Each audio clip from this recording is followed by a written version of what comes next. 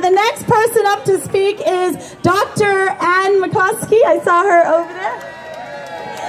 And we reached out to Anne to speak today because Dr. McCloskey has been speaking out over the last several years to protect our children. She's been one of the bravest women I know.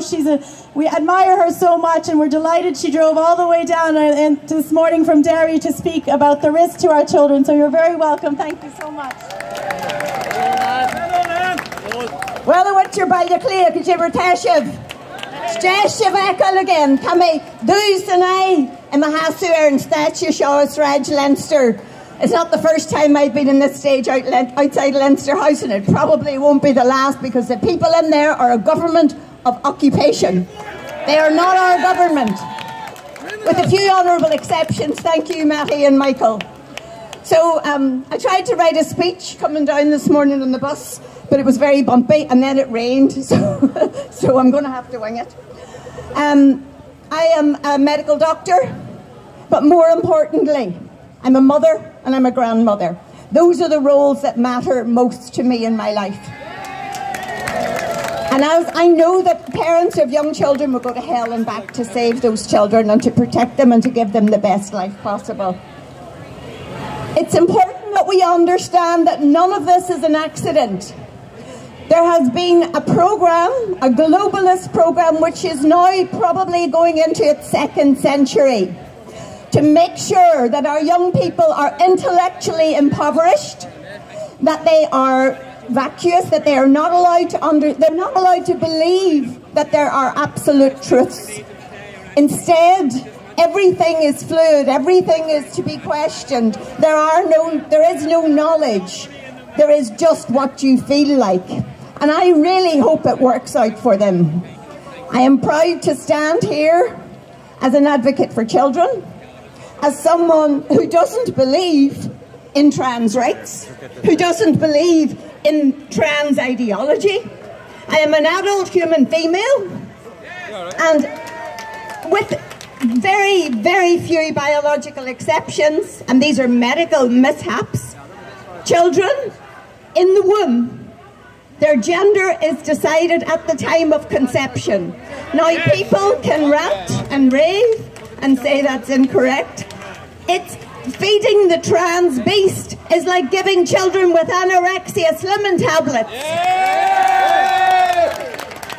Feeding the trans beast is like giving people who are morbidly obese more food. It's a mental health disorder, and it needs to be regarded as such. These people require support and help. And unfortunately, we can see that very many of people with gender dysphoria, be they as children, adolescents, and obviously because of the indoctrination which is happening in our schools and libraries and in the media, Disney, the films, all of it, we can see that the age of these people who no longer feel comfortable in their own bodies is getting lower. But this should be treated as yet another of the traumas that adolescents go through. Very many of these children have autistic disorder on the spectrum, the autistic spectrum. Very many of them come from troubled backgrounds. Very many of them have parents who have a condition and put upon their children a condition called Munchausen syndrome by proxy, where we see these poor children being paraded like some sort of exhibits, and their parents bringing them into places where they can be brutalized and subjected to stuff which is absolutely corrosive to their small minds.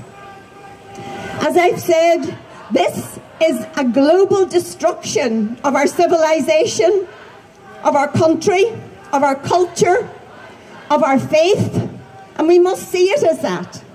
These people across the road are not the enemies. It's the bankers and billionaires who fund this whole filthy agenda who are the enemy. And we do get caught up, and people look over and say, you know, these are the problem, these are the victims.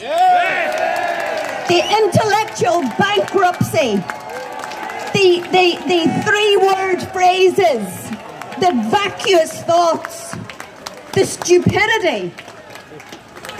If these were happy, well-adjusted people, they'd be doing something different today than howling at the moon behind a flag that changes every week.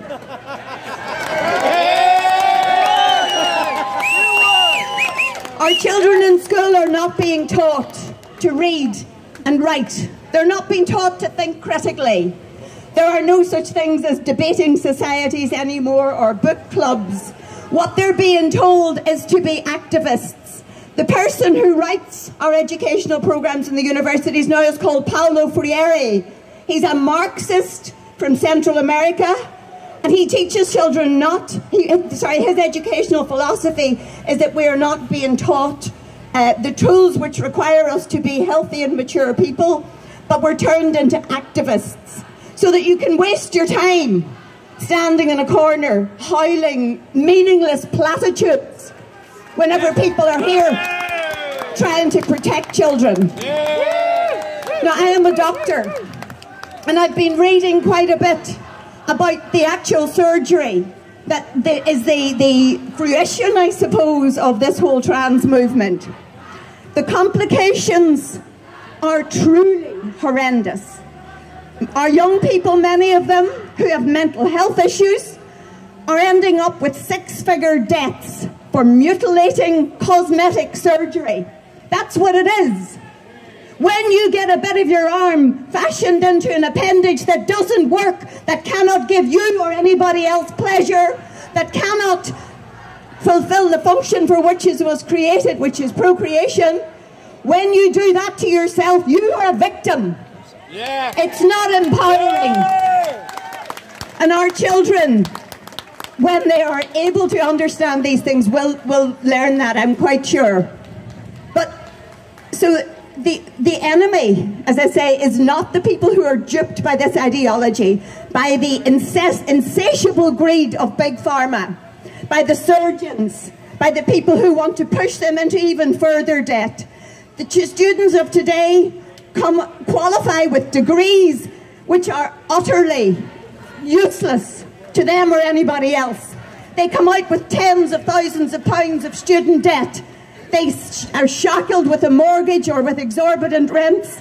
This is all done on purpose to make us into slaves. So I'm proud to stand with you today.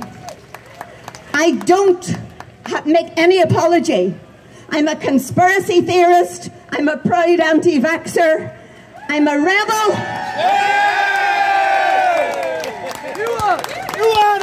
And I love the people of Ireland, and I will go to jail and hell and back, and to my death if necessary, to protect our children. Go raibh míle maith agam.